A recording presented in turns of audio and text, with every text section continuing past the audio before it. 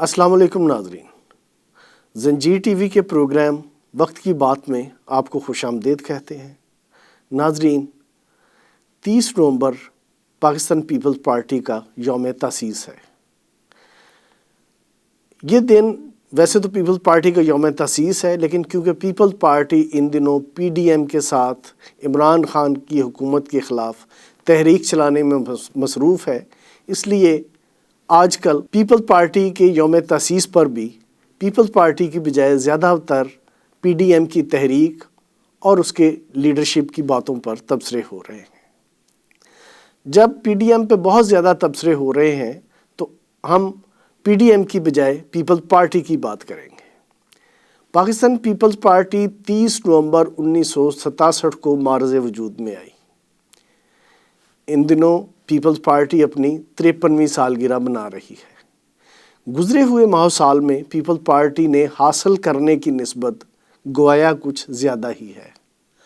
اپنے بے مثال قائدین کے علاوہ پی پی پی نے جو کچھ کھویا، اس میں کسی حد تک اس کی ساکھ بھی شامل ہے۔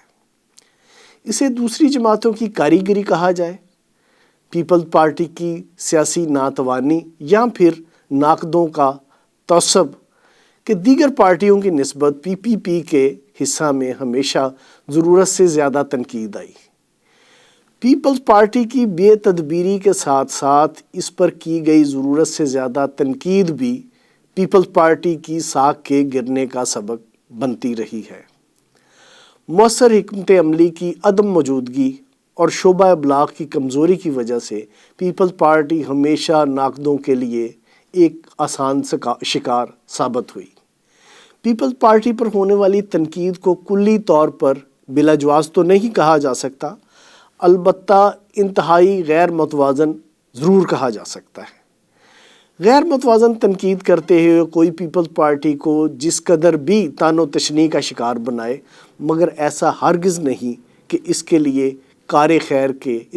خیر کے کچھ الفاظ نہ بولے جا سکتے ہوں۔ پیپلز پارٹی کے نظر انداز کر دیے گئے کچھ خواص یقیناً ایسے ہیں جو اسے دوسری جماعتوں سے منفرد اور مختلف ثابت کر سکتے ہیں، مگر تنگ دل ناقد انہیں بیان کرنے سے ہمیشہ گریز کرتے ہیں۔ پاکستان میں جتنی بھی ملک گیر جماعتیں ہیں، ان میں صرف پیپلز پارٹی ہی واحد ایسی پارٹی ہے جس کا قیام نہ تو اسٹیبلشمنٹ کی رضا و رغبت سے عمل میں آیا اور نہ ہی یہ کبھی بالادست سمجھے جانے والے اداروں کی کاسہ لیس بنی رہی۔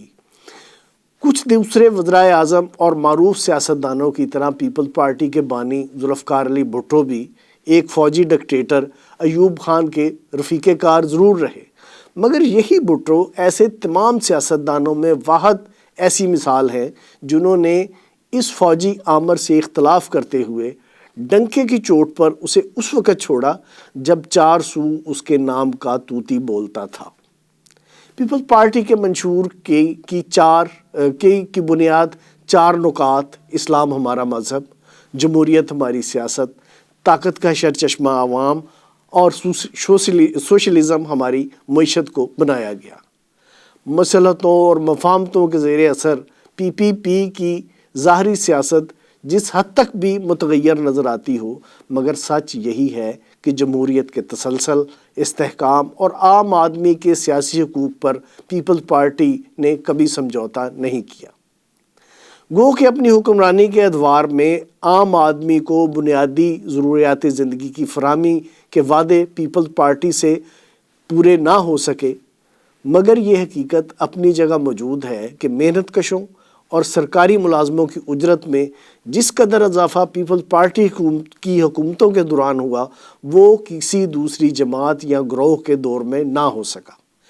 پیپلز پارٹی کی قیادت واحد ایسی مثال ہے جسے انتہائی دائیں اور بائیں بازو نے یکساں تنقید کا نشانہ بنایا۔ اس کے باوجود جمہوریت کی بحالی اور بقا اور تسلسل کے لیے انتہائی مختلف نوع جماعتوں کے رہنماؤں سے پیپلز پارٹی نے رابطہ اور تعاون کرنے میں ہمیشہ پہل کی۔ پارلیمان کے اندر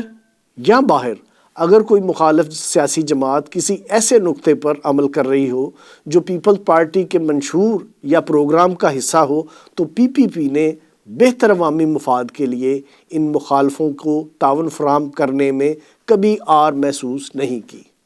آئین سے 58(2)(b) کی شق ختم کرنے کے لیے جب سابق وزیر اعظم میاں محمد نواز شریف نے اپنے دوسرے دور حکومت میں 14ویں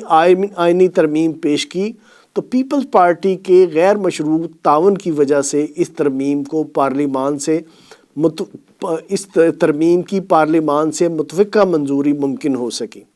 حالانکہ اس وقت نواز حکومت پی پی پی کی قیادت کے خلاف دھڑا دھڑ ایسے مقدمے قائم کر رہی تھی جن کے متعلق سہیل وڑائچ سے تحریر کرائی گئی۔ اپنی کتاب میں میاں نواز شریف نے خود تسلیم کیا کہ وہ مقدمات جھوٹے تھے اور ایجنسیوں کے دباؤ کی وجہ سے بنائے گئے تھے۔ اس کے بعد جب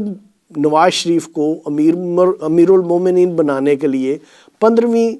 آئینی ترمیم پیش کی گئی تو قومی اسمبلی سے منظور کردہ یہ ترمیم اس لیے سینٹ سے منظور نہ ہو سکی کیونکہ سینٹ میں پیپلز پارٹی نے ڈٹ کر اس کی مخالفت کی، جبکہ اس ترمیم کی حمایت کی صورت میں پی پی پی کی قیادت پر قائم تمام مقدمات ختم کرنے کی پیشکش موجود تھی۔ اسی طرح مشرف دور میں پیپلز پارٹی نے دوسری اپوزیشن جماعتوں کے برعکس اسمبلی میں پیش کردہ تحفظ حقوق نسواں بل کی اس وجہ سے غیر مشروط حمایت کی کیونکہ یہ بل پی پی پی کے منشور میں بیان کیے گئے عورتوں کے حقوق سے قریب تر تھا۔ یہ بات کسی سے پوشیدہ نہیں کہ پیپلز پارٹی حکومت کے دوران میمو گیٹ مقدمے سمیت میاں نواز شریف کا رویہ کیا رہا، مگر اس کے باوجود پیپلز پارٹی نے موقع ملنے اور عمران خان کے اصرار کے باوجود مسلم لیگ نون کی حکومت کے خلاف کسی بھی قسم کے غیر جمہوری اقدام سے نہ صرف انکار کیا بلکہ اس طرح کی سازشوں کو جس حد تک بھی ممکن تھا ناکام بنایا۔ جہاں تک ساتویں NFC ایوارڈ کے اجراء کا تعلق ہے تو یہ پیپلز پارٹی کی حکومت کا اتنا بڑا کام ہے جسے سمجھنا کسی سنسنی پھیلانے والے مبصر کے بس کی بات نہیں ہے۔ اس طرح کے مبصر جو بھی کہیں مگر مورخ یقیناً اسے پیپلز پارٹی کے استحکام کے سلسلے میں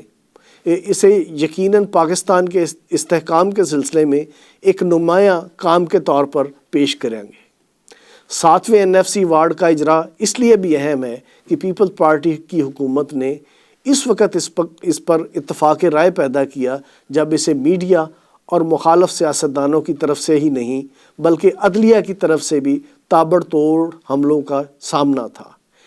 اس طرح کے دباؤ کے باوجود پیپلز پارٹی ملک کو 35 برس بعد ایک ایسا متفقہ مالیاتی ایوارڈ دینے میں کامیاب ہوئی جس سے چھوٹے صوبوں کے عوام کے احساس محرومی میں نمایاں کمی کے ساتھ وفاق پر ان کے اعتماد میں بھی اضافہ ہوا اور پاکستان کی وحدت مضبوط ہوئی۔ جمہوریت کی بحالی کے لیے ضیاء دور میں پیپلز پارٹی ان لوگوں کو بھی ساتھ لے کر چلی جو کبھی بھٹو کو پھانسی لٹکانے کا مطالبہ کیا کرتے تھے۔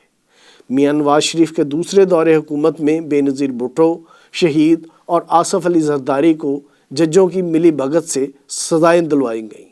مگر اس طرح کی تمام باتیں فراموش کرتے ہوئے پیپلز پارٹی نے مشرف کے خلاف اس وقت محترمہ کلثوم نواز مرحومہ کا ساتھ دیا جب مسلم لیگیوں کی اکثریت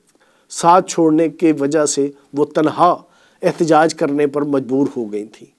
اس ملک کا عجیب دستور ہے کہ یہاں اگر کوئی لیڈر عوام کو اندھیرے میں رکھ کر چوری چھپے NRO کے ذریعے اپنے خلاف مقدمے ختم کراتے ہوئے ملک سے باہر چلا جائے تو پھر بھی میڈیا اور اداروں کا محبوب رہتا ہے، اور اگر بے نظیر بھٹو ملک میں واپس آنے، سیاسی عمل کا حصہ بننے اور برسا برس کی سماعتوں کے دوران بے نتیجہ رہنے والے مقدمات کے خاتمے کے لیے NRO کریں تو وہی میڈیا انہیں مطلوب بنا کر رکھ دیتا ہے۔ بھٹو کا عدالتی قتل ہو یا بے نظیر بھٹو کی شہادت کا معاملہ، ریاستی اداروں کا کردار پیپلز پارٹی کے لیے ہمیشہ ستیلی ماں جیسا رہا، مگر اس کے باوجود پی پی پی کی قیادت نے ہمیشہ پاکستان زندہ باد کا نعرہ ہی لگایا۔ پیپلز پارٹی اور اس کی قیادت پر تنقید کے نشتر تو ہر طرف سے برسائے جاتے ہیں، مگر اس کی خوبیوں کا اعتراف کم ہی دیکھنے کو ملتا ہے۔ پیپلز پارٹی میں موجود خامیاں تو پاکستان کی ہر سیاسی جماعت میں ہو سکتی ہے، مگر یہاں کوئی ایسی دوسری جماعت تلاش نہیں کی جا سکتی جو پیپل پارٹی جیسی خوبیوں کی مالک ہو۔ اسی وجہ سے پیپل پارٹی کو اس ملک کے لیے ایک سیاسی غنیمت تصور کرنے میں کوئی حرج نہیں ہے۔ خدا حافظ۔